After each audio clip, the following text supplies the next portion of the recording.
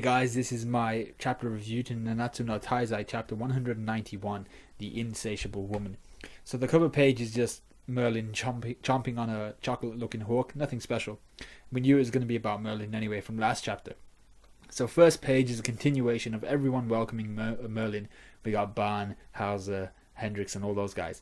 So they're welcoming Merlin, saying that she's the strongest sorceress in Lyonesse.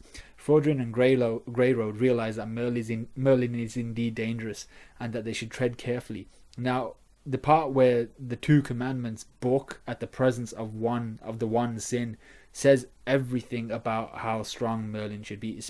It speaks volumes about how strong she could possibly be, because they didn't seem to mind that Ban was there much, but as soon as Merlin comes, they stop in their tracks, and they didn't really proceed any further. They didn't try to push her, last chapter especially. So then we see five of Greyroad's heads come together and form a kind of Bijudama type thing. You remember in Naruto where the Nine Tails, his tails come over like that, and they kind of make that Rasengan looking thing, that kind of thing.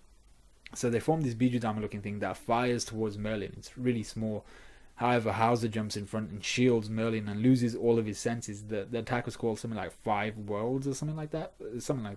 So Hauser then thinks he's dying because he loses all of his senses. He can't see, hear, taste, whatever. But Merlin explains to Hendrickson that he's fine. He's just lost his senses. So Hauser's rambling in like a delirium type thing, thinking he's dying. And Merlin says that she wanted to take the spell. She wanted to get hit by the spell. Something like I think this is what she meant. She wanted to get hit by the spell so that she could analyze it. And then you look at Gila, Veronica, and the king in the back, and they're just like, "What? Really?" So that was pretty funny. Their faces are hilarious. So she then whispers something to her fingers. She's obviously muttering some sort of spell. As Hauser starts making his last wishes, thinking he's dying, and she touches his forehead, and the spell is dispelled straight away. Hauser flies back up. He hits Hendrickson on the chin. Hendrickson's got a plaster on his chin in the next panel. That was pretty funny. And Greyroad is surprised by the fact that she dispelled it so easily and says she reeks of danger. And she does seem dangerous at this point. She's just dispelling commandments, spells like it's nothing. So Greyroad then sends a swarm of bugs towards Merlin, who eradicates them all with an exterminate raid. It's basically some giant ass raids. Absolutely huge, and the way they drew it and the way in the next panel it shows that it just flew out the castle, it seems to be quite a powerful move. And Ban was screaming to Merlin not to use that attack, basically because the swarming bugs, if anything's killed in the presence of Greyroad, all their time is taken by Greyroad. So Ban calls her an idiot, and then in the next panel we see that she even blew a hole through one of Greyroad's heads. He informs her of his commandment, obviously telling her that he is thou shalt not kill, or she is thou shalt not kill. I think Greyroad's a she. So everyone's getting ready for Merlin to basically die. Ban's sweating. He's like, please don't let her die.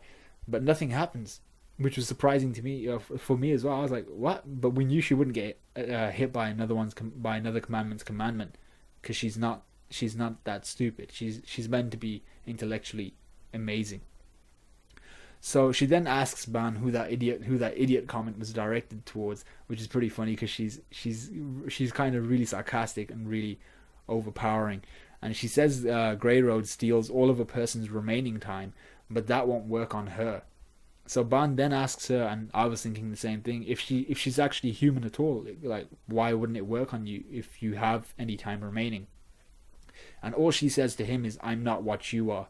So she said to him, and there was a translator's note which said that she was referencing his immortality, but she didn't not say that she was not human. So basically she didn't say that she wasn't human, or that she was human. So she might not actually be human, and then we find out later that there's more proof and evidence for her not being human. So Greyroad is shocked as hell.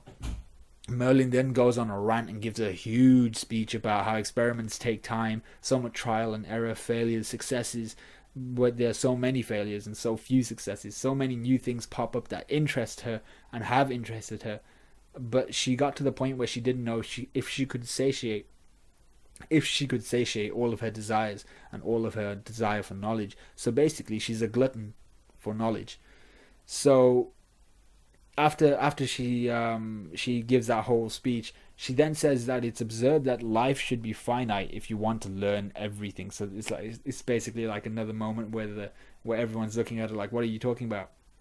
She's basically saying, if life is finite and I want to know everything, then they're conflicting because I don't have enough time to learn everything. So the Pleiades of the Azure sky are just standing in the back like, what are you talking about right now? So she's just there making a face, and that was quite a funny scene because all their faces are just looking at her like, what are you saying? So she then says that she stopped her own time. That's what she did to prevent. Well, that's what she did to herself previously, or however long ago, to stop, and its effect was it stopped Grey Road's enchantment, Grey Road's curse. So she's stopped her own time.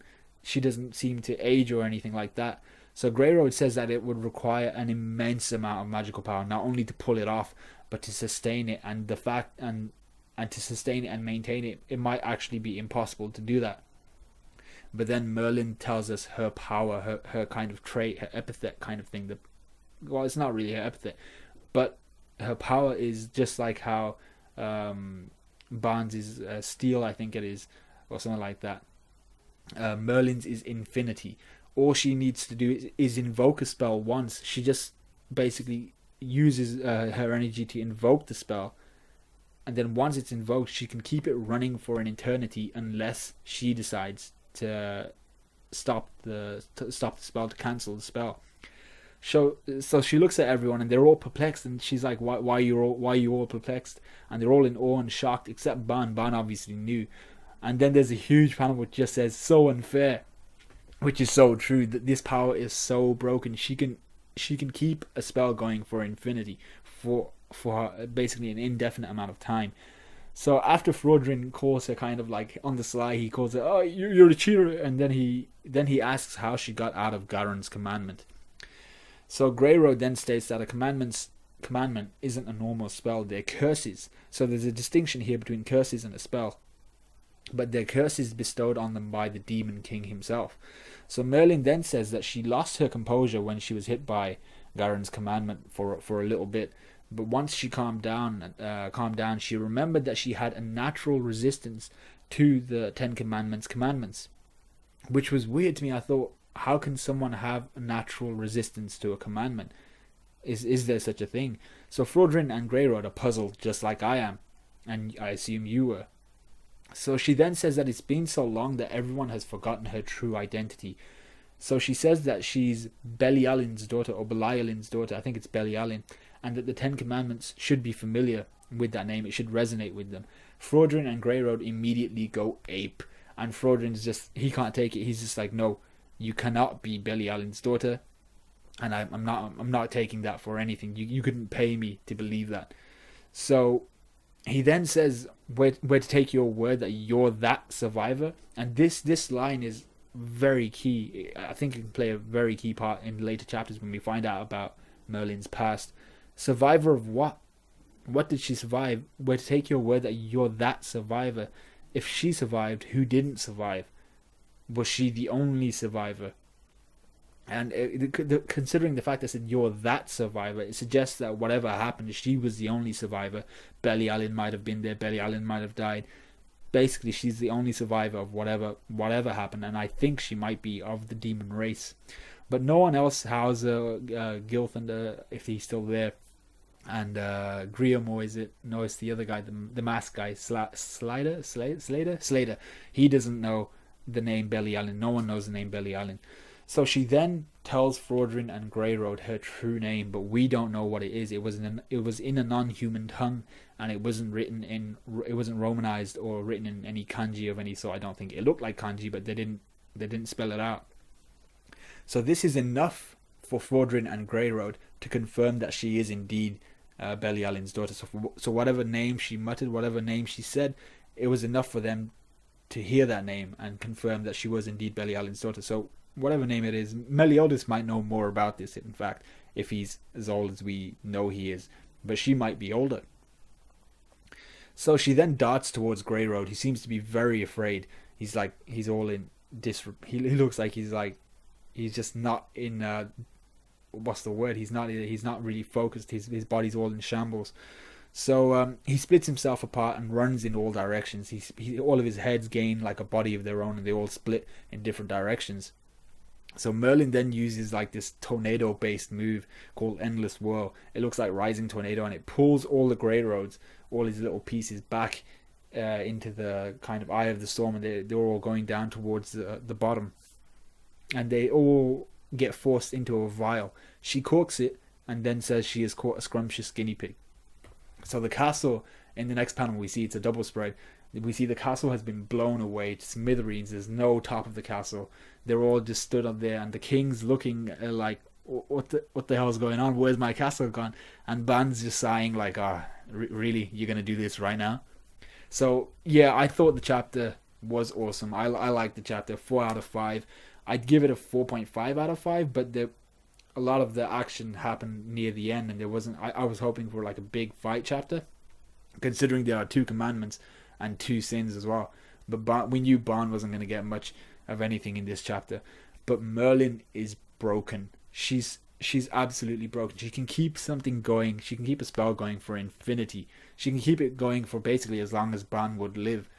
And she's surrounded by mystery. So what would happen if she kept like Ban aflame for eternity? Because he's immortal, so he'd carry on regenerating, but he'd carry on burning. That would be awesome to see. But there was a YouTube comment, actually, not a manga stream comment I saw, which said if she stopped time at noon, would Escanor just stay at a high noon kind of power all the time? And I'm not sure if that's even actually possible, because we know it stopped her time, but can she stop somebody else's time, and everybody's time? Because she'd have to stop all time at noon. So 4.5 out of 4 out of 5. Awesome chapter. We know she's surrounded by mystery. The comedy was gold this chapter. The only downside, like I said, was that there wasn't much action in the chapter, and Merlin pretty much one-shotted a 10 commandment. I think next chapter Frodrin will probably vacate Dreyfus's body after being basically pummeled by Merlin. But let me know what you think. I think the video is actually freezing up a little, so it might be a little bit out of sync, and I apologize for that. But yeah, let me know what you think. Like, comment, subscribe, all that good stuff. And yeah, I'll see you later.